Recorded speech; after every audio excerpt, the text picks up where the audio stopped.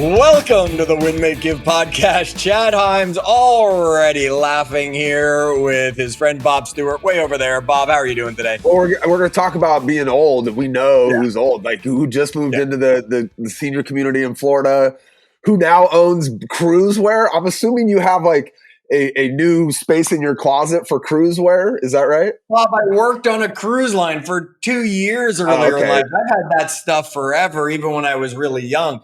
You got to break it out and see if it still fits? It probably didn't fit anymore. Are you more fit than you were when you worked on the cruise line originally? Yes, much more. I was actually thinking about it on the cruise ship, how some of my friends, who will remain nameless, back in cruise days, would go to the gym. Did you do that because you're making these people up? They don't actually exist? Or no, they actually exist. I just don't want to be when I finish the story, right? They would say, come on, Chad, we're going to the gym. Come on, Chad, we're going to the gym. And I would be like, oh, shut up, right? I work on a cruise. I drank yesterday. I'm relaxed. Leave me alone. Right. And they were in, great shape in your 20s and that stuff, big, muscular, all that. Were they the lifeguards on the cruise pool or something? No, they were performers. They were in the productions and stuff, so they worked with me in that area. I was behind the scenes. They were on the stage. And if you saw them now, you would say that's a guy who's out of shape, right? Because they broke that routine and that habit. Meanwhile, I just got it later in life. So yes, I am much fitter now than I was back then. Yes, I play pickleball, so I'm old, right? I mean, that was the first thing I got asked when I got back from the cruise. Everybody was like, so did you play some pickleball on the ship, right?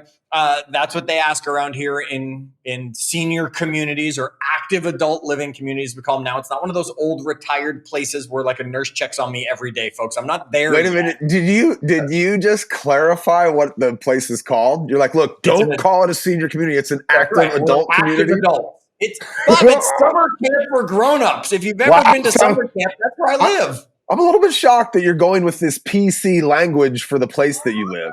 I am a little bit shocked. I'm not going to lie. When it suits you, the PC, let's go the PC route, huh? Yeah, you're right. I never go PC and screw all that PC stuff. But everybody calls it summer camp, and I didn't believe it until we lived here, right? There's a dance this weekend that we have our tickets for. There's a concert next weekend. Hey, don't get me wrong. Don't get me wrong, okay? My wife and I are absolutely going to have a place. We'll be in Arizona likely, right? Like we will have a place that we go to for adult summer camp or winter camp, I guess, as it were around here. But snowbird down and then head back up. Some of us get to just stay here and enjoy it. When we lived down in Arizona, my wife's mom, my mother-in-law, she had a place down there. So she would come down and we would sometimes go over there and visit her. And she'd kick us out at a certain time because it was pool time or it was, whatever. It was, they do, it was happy hour with the neighbors or whatever. So I get it. And I could tell she was having a lot of fun doing it. D.R. Horton was known down there for having the Sun City, right? That was in Arizona and Vegas. I know they had the big Sun Cities, which had the, active adult area as we are. But Bob, that's what kind of sparked. I was reading some articles, which is where we get a lot of our, that's a great topic. Of course, we have a great topic coming up in a few weeks based on something that is going on in your world right now. That you and I were joking about yesterday that we're going to turn into an episode. Well, it's not going on right now. It's been going on my entire life. Okay. I don't know why you're acting like this is something new. It's been going on since you've been working at that organization, at least, and we're going to fix that for you. Yet this one was about people who stay happy and joyful into their golden years, as we'll say, right, have said goodbye to these 9 habits we're going to talk about here on the call today. So folks, if you want to be happy and joyful when you become older, these are the things that we're going to help you with by saying, what are the things you need to let go of now to help you start to get there so that you have a better life. So Bob, let's just start at the top of this list we put together based on this article. And number 1 was? Holding on to the past, like people that are happy into their 70s have figured out how to, let go of a lot of the grudges, Chad, the regrets, the what ifs, all those things that, I don't know, that take up mental energy. right? Like they really take mental energy, and people that, find a way to really be happy in their later years have just maybe come to peace with the fact that, you had a life to get to where you're at, and some of those things are best left where and when they happen. Yeah, we have some great adventures and experiences along the way in our life, and we're not saying you got to forget them, right? But they're really just part of the journey. I don't remember who it was that put out the big study that said, they interviewed all these people on their deathbed, right? And the number one thing, right, that they wish they had spent more time, or they wish they had let things go, right? That there was so much regret from in their lives. Let go of it, right? Who do you need to be forgiving right now? Because remember, they're probably not even thinking about you. But I just said to you, audience member, who do you need to be forgiving? And I will bet a name popped into their head, right? Bob, I'll bet somebody's name popped into your head that you possibly, you're really good at this, but maybe there's somebody earlier in life, somebody that's still carrying around just that little space in your head that you just need to forgive, because they're probably not thinking about you at all. And as we get older, there's a great chance there's more and more of those, or the roots of the one or two that we have grown throughout our memories. And all. Time to cut that stuff down. I mean, I don't want to act like some of those things that may have, the what ifs or the regrets of your life, some of the great ones are easy to let go. But No. man, the more that, I don't, here's the other thing I think about this too, by the way. Like, if you, like, you're not quite to 70 yet, Chad, but as you get there, as you get there, and the older we get, I think the more we've learned from those regrets, the more we've taken what we've learned and applied it into our life today.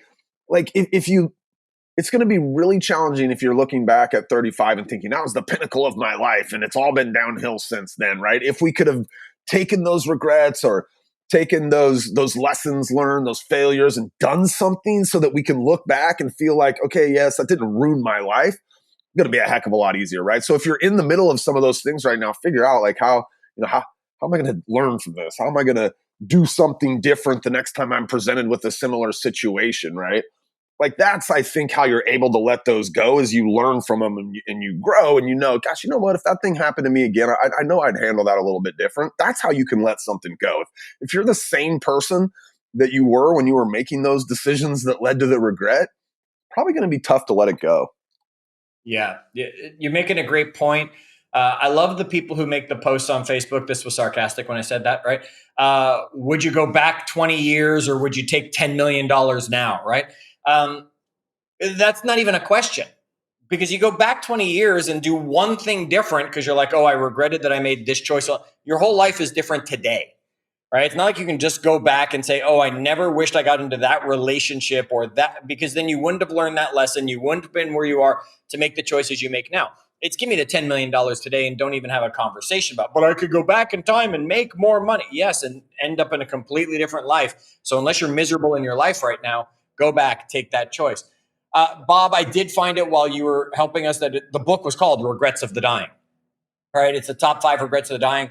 I'm just going to quickly give them. One is, I wish I had the courage to live a life true to myself, not what others expected of me. One, I wish I hadn't worked so hard. I wish I had the courage to express my feelings. I wish I had stayed in touch with friends, and I wish I had let myself be happier. These are the top 5 regrets that people have. And folks, work on letting go of regrets so that when your time does come at the end and someone says, what is it that you regret? You can honestly look at them and say, nothing, right? Because I am where I am and I love where I got to. And as Bob said, I learned from every one of those things. I didn't hold on to them. All right. Number 2, Bob, people have to let go of obsessing over perfection, because perfection really almost never exists, and people will sit there obsessing over it. Do you remember earlier in our careers as trainers in the real estate specific, how many times you had to tell people to stop spending so much time making a damn flyer, right? Because they would have to get just the right font or just the right color or just the right, they obsessed over it.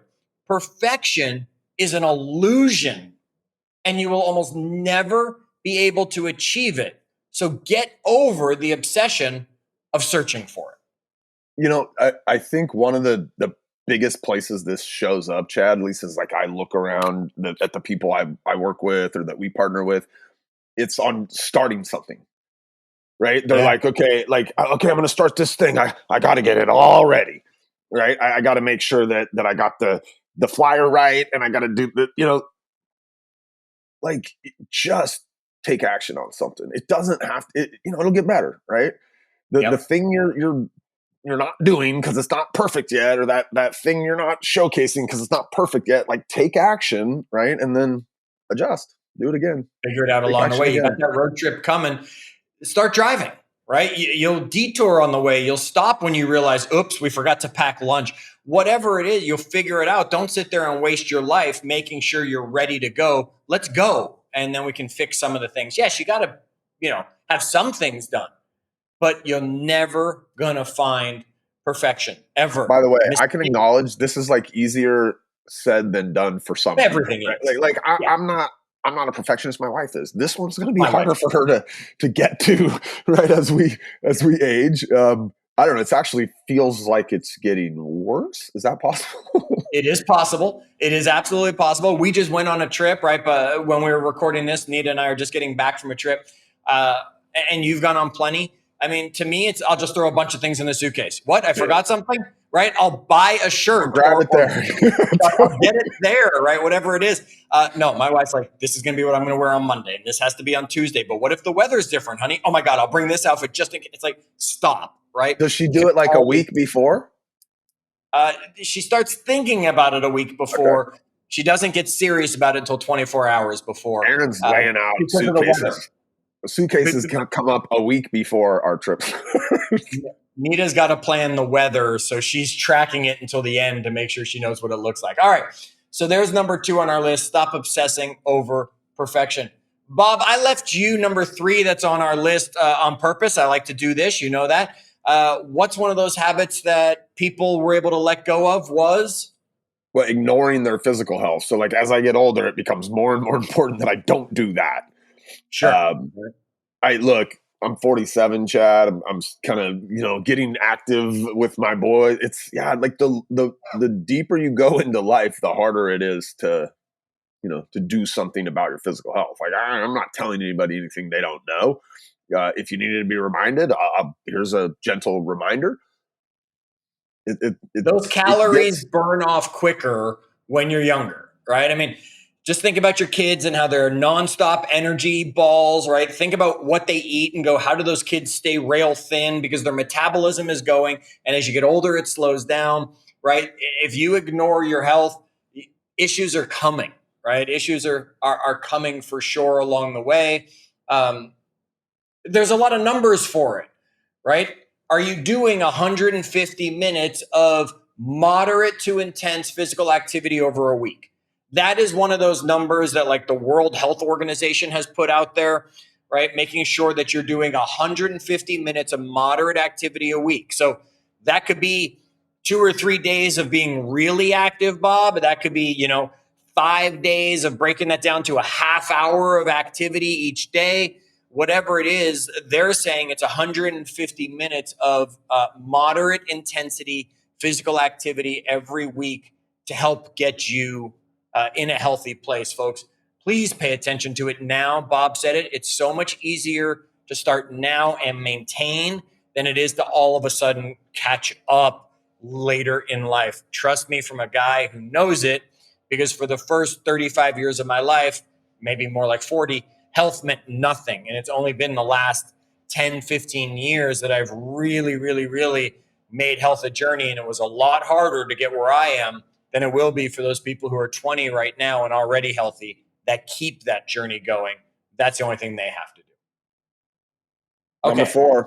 Number four, Bob? on our journey to being happy at 70, Chad, we should make sure that we don't give up the social connections, right? Being and socially active. Like it's important. I think, look, this is like personally, the older I've gotten, the smaller my friend circle's gotten. And maybe the more challenging it is to stay socially active. It's no surprise that like they have these, adult summer camp type places that Yep. have come up for people at that age where you're just like, you know what? Like, let me go somewhere else where a lot of other people have, are where I am, and they are looking for that social connection, but they don't have it necessarily as they've aged, right? So I don't know. This is something that my wife and I are in our 40s, right? We've got young kids. Like, we think about this, Chad, now. You should. We have a small circle. We just recently started doing, like, my wife will host a dinner here where we invite a couple of our close friends, right?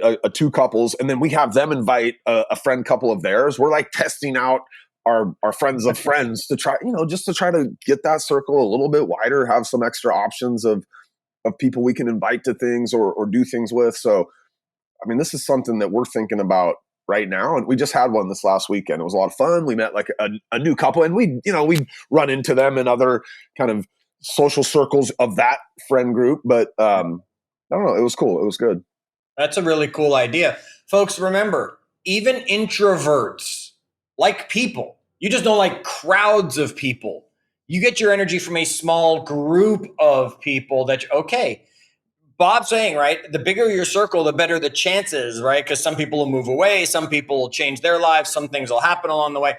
It doesn't matter, but have a circle. And you're right, Bob. It's amazing around this community that we live in now, how there's so many things. I mean, you purposefully have to fight to get not involved, right? I mean, between the dances, between the card playing, between the pickleball, the golf that's out there. I mean, there's something for everybody here to get involved with so that you have that circle, because the longer and the better circle you have, the longer the life you usually do lead, because humans are social creatures.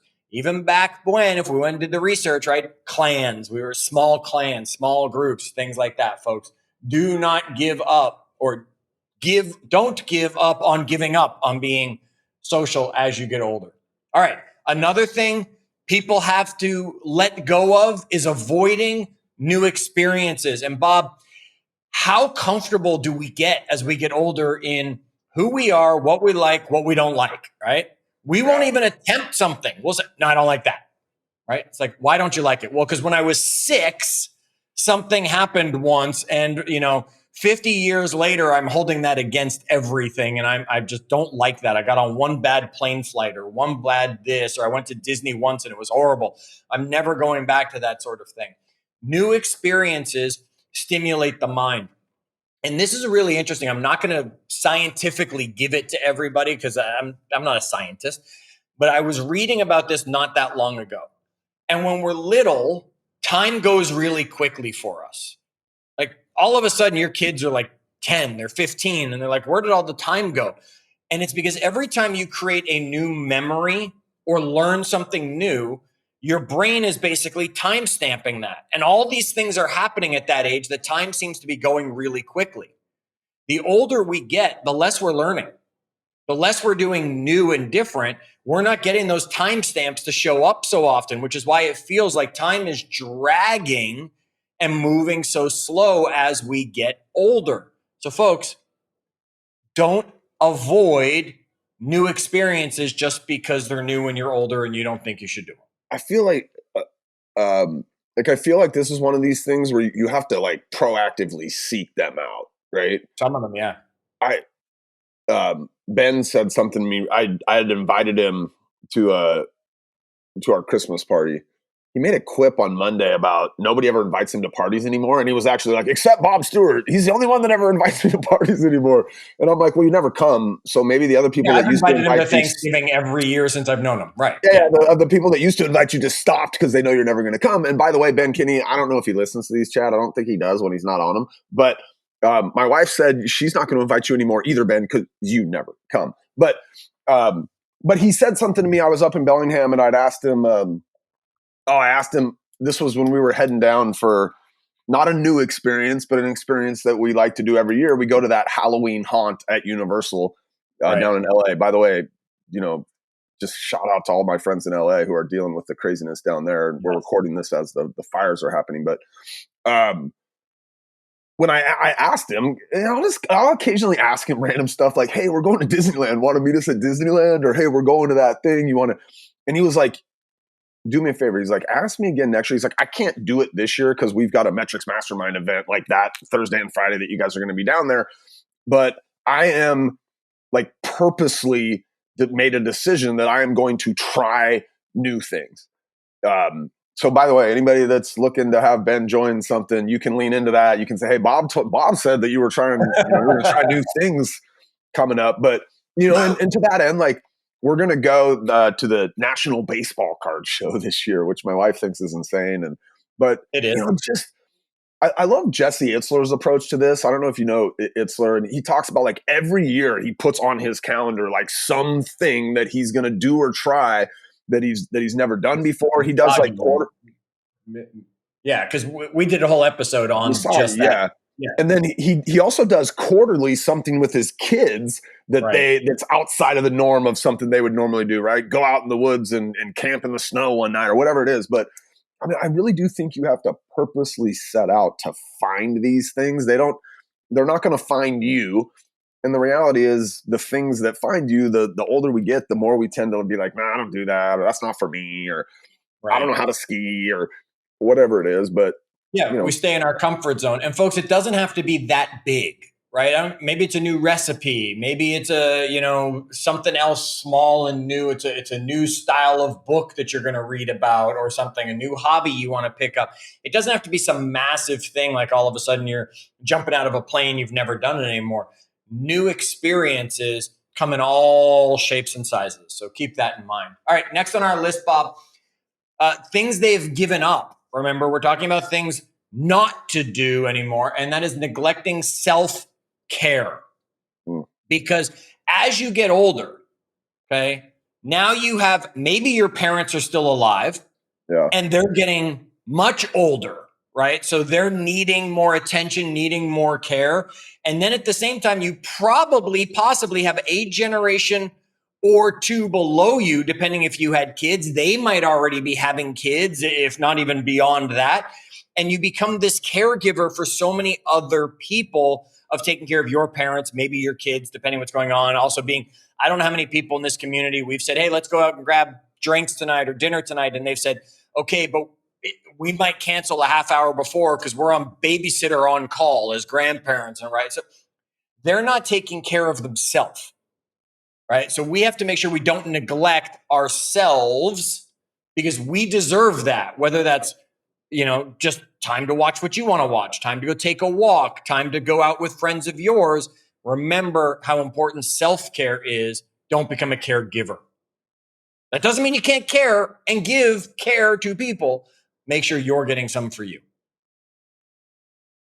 I agree. There you go. I agree. Next one, Bob, is holding on to unnecessary stuff. Ooh, stuff. I'm in the middle of we got a lot of stuff. You keep adding stuff. Now you've got all these baseball cards. I forget the shoes we've stopped adding, the hats we've slowed down on, but now we're stacking shoe boxes full of baseball cards. Good thing you got all the shoe boxes. I might have broken down and bought 4 hats recently just to scratch an itch or whatever. But yeah, and I don't know. I joke. You can't see this, folks. Before Bob finishes what he's saying, you don't see us. We've talked about that enough times. I can see Bob looking around. Now, I'm not sure if he's looking around because I can't see the stacks of stuff around him, or if he's looking around to make sure like his wife isn't around as he's about to say what's next. I called my son, I have my 17-year-old, I don't know, a week ago, and I'm like, "Hey." So, we got this.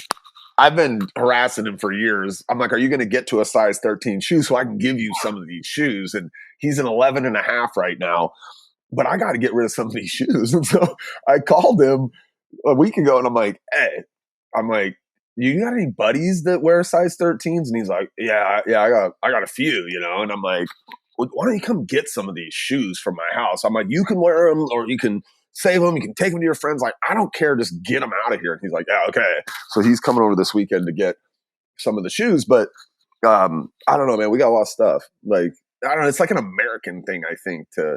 Maybe it's a poor kid thing. I don't know. I was a poor kid, right? Like, I didn't have any stuff. And now I'm like, I'm going to get all the stuff. No, we were again, we were just on a vacation, and we were on a cruise, and when we walked into our room, right, there's this little Virgin Voyages. It's an octopus. There's this whole thing behind it, but there's this little octopus, right, and it's there, and he says, "Take me home." Right now, if you're not smart, you don't realize that he also costs $45 when you take him home because you don't flip him over to there's a price tag on him. Uh, but it was like I said to Nita, I said, "Do you want a little octopus in the house, right, to remember our cruises by?" And she's like, "No more crap." Right. Yeah. And over the years, we buy all that stuff. And then every time we move, how much of it do you throw away, folks? Right? How much of it do you just keep decluttering? Spring cleaning time. Okay, we threw away all the stuff. But what do? We usually just replace it with other stuff. Start now on the declutter, because the less stuff you have, the happier you will be, because there won't be all that weight and stress of stuff. That makes me want to do, like, I feel like we could do it every quarter and still just get rid of stuff. Yes. And if you did it every quarter starting now, what would it look like in a few years? Because even if you got rid of 10 things, brought in 5, got rid of 10 things, brought in 5, soon enough, you're getting rid of 10 things. You're running out of things to finally get rid of. And that would be awesome. All right, My Bob. wife was harassing me the other day about the baseball cards, right? That's what I was actually looking at, Chad. I've got all these storage boxes that showed up here for you the were looking baseball at boxes. cards. She was like, "Where is all of that going to go?" And I'm like, "Well, I don't know. We could make some room by getting rid of all of your sales binders from all the notes you've ever taken in your professional career." Like, she's got 3 boxes full of binders with notes from her and like literally a 25-year career. I'm like, there's room It's there. time to put all of that into an AI and have it all available to her, have somebody transpose it all, right? And then you've got it. And she can always ask her AI questions because it's all her notes and her information. Really smart. There you go. You're welcome, folks. All right, next up.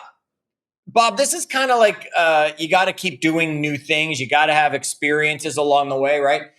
You have to give up, right? That's what we're talking about, the things to give up. Resisting change. Stop it. Bob and I joke all the time when it comes to all these social media sites, right? Nowadays, it's like, get off my lawn. I'm resisting change. I'm resisting change. Bob, I broke down about 2-3 months ago from one of our interviews, and I finally started to adopt TikTok and say, okay, I'm going to post some things on TikTok. I'm going to get it. And now what? The freaking country's about to close down TikTok, right? So either that or Elon Musk is about to buy it. I think I heard a rumor, so that'll be interesting to see what happens. But folks, we have to give up resisting change because it's inevitable. As much as death and taxes, change is happening. Imagine if your parents or grandparents, depending how old you are, gave up change. They still wouldn't have a cell phone, right? They still might not have a TV in the house, depending if it's grandparents even that you're talking about. It's amazing. Change is here to stay. We might not like all of it, yet it's here. So stop resisting it. You're wasting energy.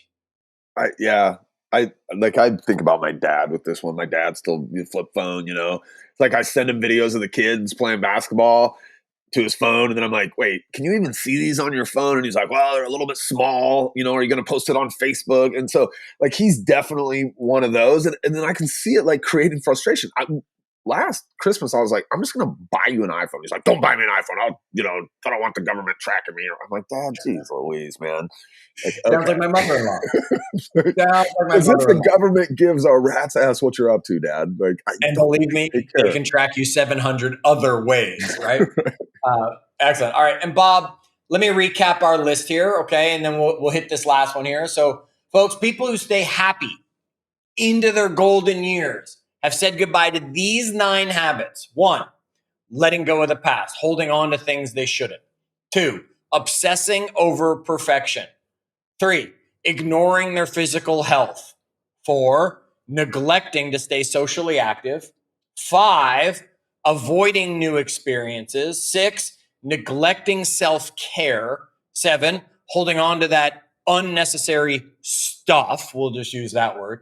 8, resisting change. And Bob, number 9 on this list? Forgetting to live in the present, Chad. I don't know. I feel like, I don't know, like maybe it's just aging, and the older I get, the more I try to like be present in those moments, right? And you have young kids, right? These moments are fleeting and they're moving fast. And I think even though you said like your memory slows down, I look, the time feels like it's speeding up. Well, You know, you're creating new memories with these kids that are coming along, right? Oh, he learned to walk, he learned to talk, he graduated this. Look, he made his first basket. You're going to remember his first slam dunk as he gets taller, right? Kelton's first pitch when he actually goes and makes the team and all that, right? You're still hitting those timestamps. Problem is, once the kids are out of the house, right? My daughter's gone. I'm not having I've got to be purposeful about creating those. But you're right. How many people live in the past? Oh, if only or remember when, or I mean, I can't go to a movie theater to see a movie without saying, boy, I remember when it was only $5 to go to a movie, right? I mean, I remember my parents saying it was a quarter, right? But I mean, we live in the past. And folks, we know it very clearly. The future is not guaranteed. Right? We have no idea what tomorrow truly brings. We're planning, we're hoping, we're preparing for it. Bob, you can be sure those people in LA did not wake up and say, yeah, tomorrow my house is going to catch on fire. Right? The people in North Carolina did not wake up and say, oh, tomorrow we're going to have this storm that's going to come. Right? Nobody woke up and said, hey, today I think is a good day for a heart attack. We never know when that stuff's going to happen, folks. So stop living in the future of this is what it's going to be like when. And you can't change the past. You've got to be in the present. You got to be right here, right now for the rest of your life. I don't know how this I can't remember the exact saying here, but like, and so you'll maybe have heard this, correct me if I'm wrong, but you know, when you're like, whenever I think it's like whenever I'm depressed, I'm likely living in the past, and when I'm anxious, I'm living in the future. And so like I try to think of, I'm like, oh, I'm depressed. Like, what's going on here? I'm like, oh yeah, like I'm carrying something from my past, right? And when I'm anxious, it's generally because I'm thinking about something into the future. And when I feel those feelings, I try to think like, what can I do now? Like, what action can I take in the present to stave off that, anxiety? Sometimes it's, sometimes I'm anxious about a presentation I'm doing, Chad, and the thing I can do right now in the present is go and make sure I'm prepared for it, right? But like living in the present, I try it. It's my aim every day, I think. Bob, and that's such a great way to wrap this and for everyone to look at, right? You made a great, if we're living in the past, or if we're depressed, it's probably because we're living in the past. We're holding on to something. We're not moving forward from something. It's bringing that depression. Yes, there is clinical depression, but it's probably actually tied not only medically, but to stuff that you're wishing for or remembering or regretting or whatever it is. And if you're anxious, you're right. It's something that's coming. We're never anxious about what's happening right now. We're anxious about what's coming. It might be coming in 5 minutes, but it's coming. Okay. And for Bob, when he goes to his Halloween scream thing, that's a good anxious. He's giving himself that anxious. I know someone's jumping out of something somewhere sometime soon, going to scare the living crap out of me. He does that for enjoyment. That's different than the anxiety he's getting, which is looking into the future. And yeah, what could you do in the present to release the past or prepare better for that future? Bob, what a great way to wrap this all up for us. Because folks, it doesn't matter whether you're 20, 40, 80, it's going to be the same. So keep that in mind as you are getting the opportunity to live a happy, joyful life well into those golden years. And probably Bob and I will still be recording Win, Make, Give podcasts for you. So make sure you're subscribed so you keep getting them. Who knows what podcasts will look like by then. And make sure you bring a friend along for the journey of Win, Make, Give. And until our next episode, as always, do good,